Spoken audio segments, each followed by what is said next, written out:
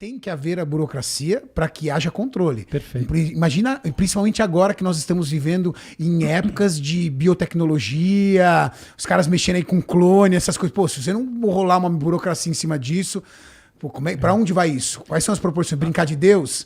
Então Nunca mais ouvi falar nada sobre clonagem, sobre os essas caras deram paradas. uma apertada em cima disso. Porque por um tempo isso aí era mainstream, todo Teve mundo um falava dessa caso porra. até de genética que eu li, de um cientista que fez uma modificação genética, tipo, acho que foi, posso estar falando besteira, no DNA dele, e ele foi autorrepreendido. Não sei se foi do dele ou do paciente. Tem até que procurar melhor essa informação.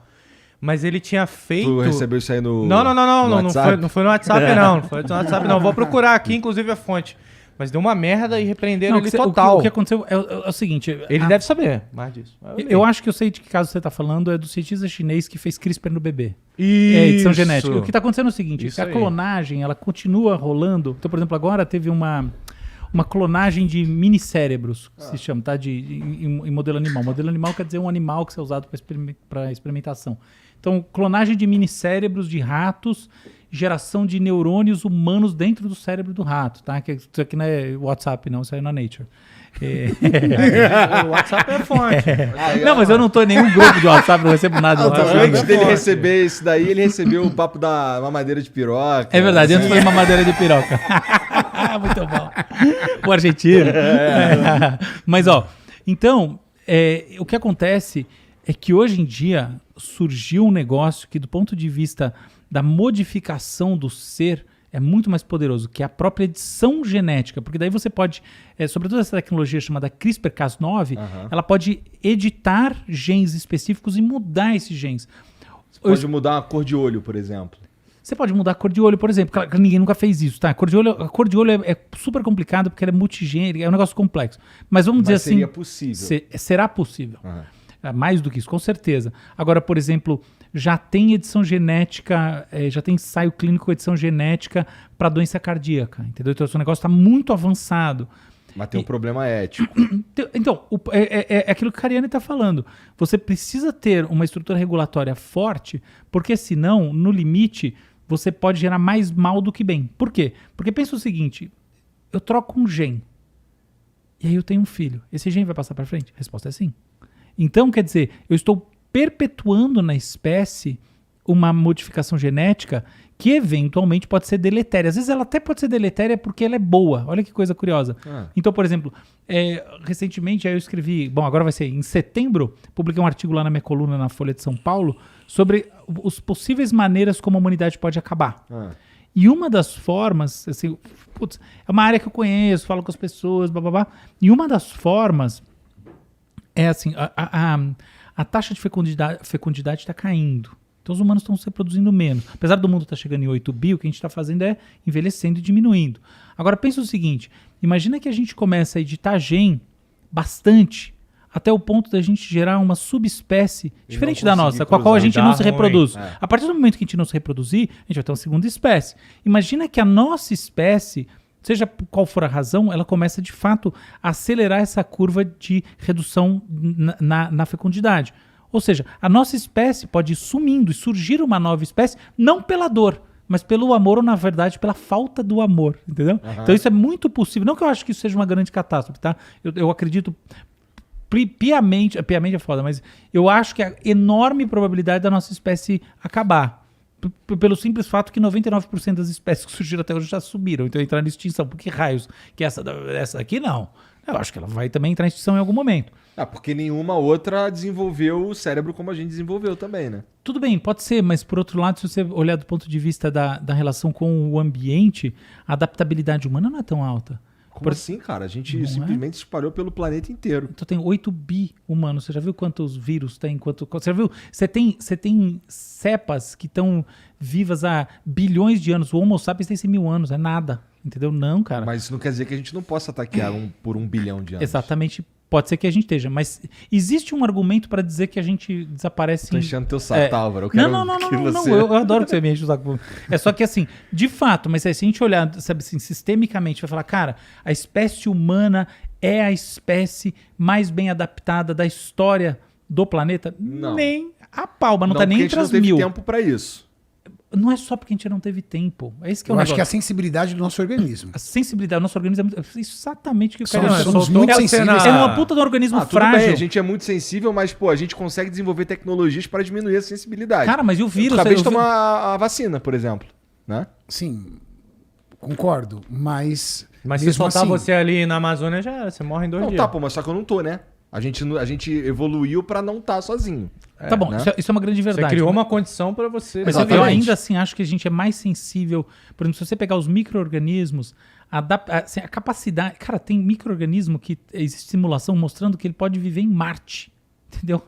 Cara, é um nível de resistência absurda, cara. Absurda. Uma capacidade de proliferação em muito pouco tempo surreal. Então, assim, Isso olhando. é verdade. E aí você olha em perspectiva, tipo, esses 99% são todos multicelulares. Todos os multicelulares são mais frágeis do que os unicelulares, pra começar, entendeu? Então, você olha em perspectiva, você fala, cara, a gente é uma espécie ultra multicelular, altamente complexa, frágil, tanto que a graça da saúde é justamente assim, cara, puta espécie frágil, você ser forte, cara, é a coisa mais difícil do mundo, porque a porra não é uma espécie muito frágil. E aí, entende? Aí, por que essa espécie não vai acabar? É muito difícil imaginar isso.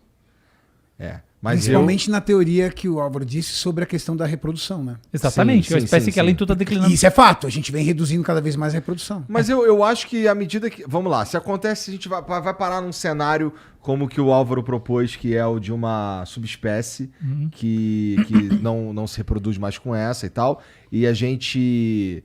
Eu acho que a percepção de quem...